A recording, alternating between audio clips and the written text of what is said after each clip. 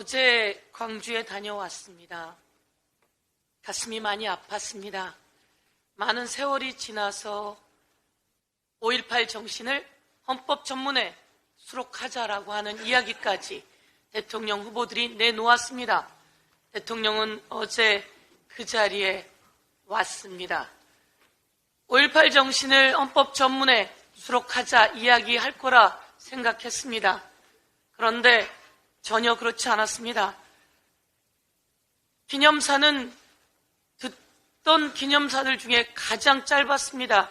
이렇게 빨리 끝나나? 아무런 내용이 없나? 진정성 가지고 이 자리에 온 것인가? 이런 의문이 들었습니다. 그리고 5.18 정신을 헌법 전문에 수록하자는 이재명 대표의 제안에 대해 윤석열 대통령의 대통령실은 국면 전환용이라며 꼼수라고 이야기했습니다.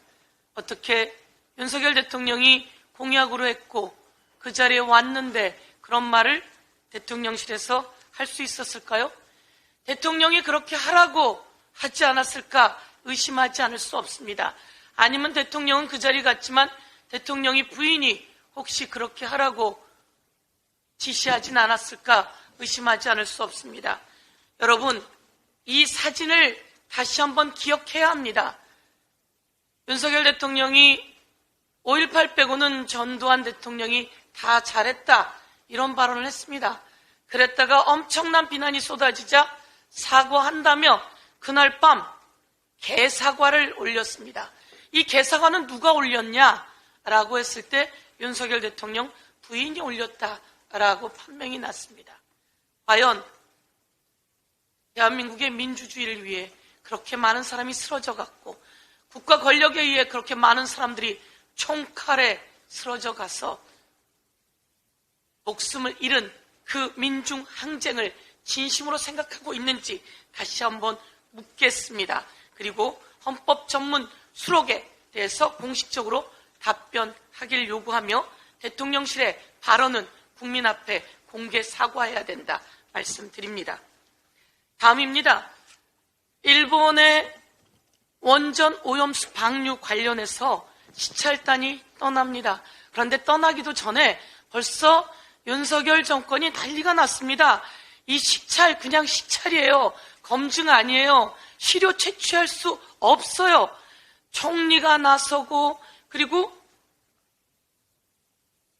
우리 국무조정실장이 나서고 그리고 전 국민의힘 정책위원장이 나서고 정책위 의장이 나서고 난리가 났습니다.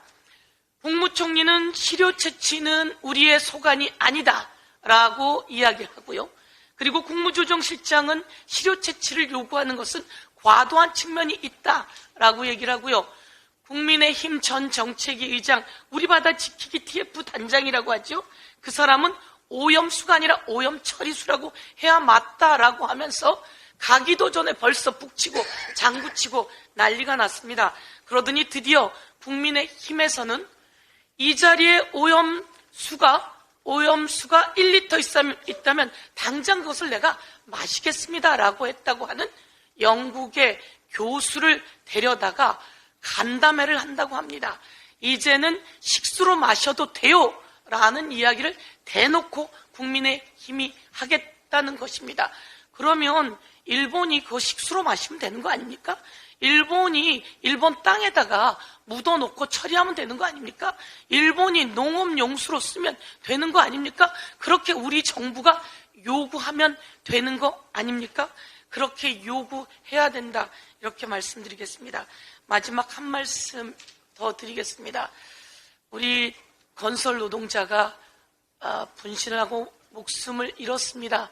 그런데 왜 분신을 하셨냐 하면 자기는 노동조합 지부장으로 노동자들의 자리, 취업을 위해서 애를 썼음에도 불구하고 그것을 공갈 협박범이라고 해서 내가 우리 아이들이 나를 공갈 협박범으로 본다면 어떻게 살아요? 라고 하면서 목숨을 던지게 되는 과정이었습니다. 그런데 옆에 있던 노동지부장이 그것을 그냥 지켜만 봤다라며 조선일보가 보도를 했습니다. 그리고 이것을 원희룡 국토부 장관이 자기 페북에 올려서 이것은 노동 분신을 방조하고 같이 만들어낸 모양새가 아니냐라는 식으로 비난을 하고 이에 대해서 보수단체가 고발을 하기까지 이르렀습니다. 조사를 했던 경찰이 이야기합니다. 전혀 그렇지 않다. 계속 만류했음에도 불구하고 온몸에 신나를 뿌리고 있어서 라이터를 들고 있어서 다가가기만 하면 라이터를 킬 수밖에 없는 상황이라 가지도 못하고 애절복걸하면서 만류했다라고 하는 것을 경찰 관계자가 이야기했습니다. 그리고 오늘 여러 보도에 나왔습니다.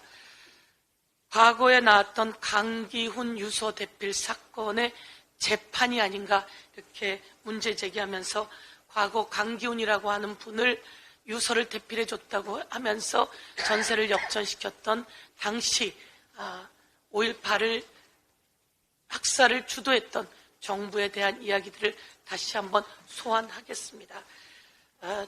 원희룡 장관은 그런 일 해서는 안 됩니다. 국민과 노동자들을 위해 소통하는 역할을 할 것을 경고하겠습니다. 이상입니다.